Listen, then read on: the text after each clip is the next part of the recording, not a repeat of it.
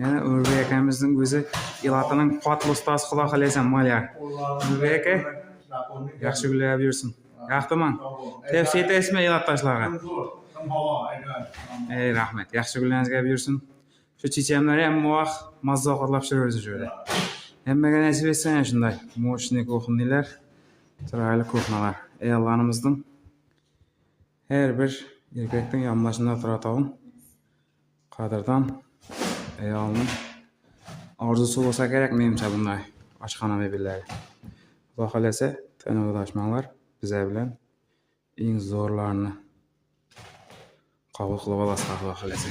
Shunday holimizning ustidan yerli ishlarni dim ko'paytirsa. Xudo xolasa bu yangi yil aksiyalarindagi mo'ykalarimiz yani şu high-tech mo'ykadan bo'ladi. Oshxona mebelimizning ichida qo'yib turibdi. Hech qanday pul to'lamaysizlar. Zo'r mo'ykalardan xudo xolasa. Murojaat qilaverasizlar, tanishmanglar.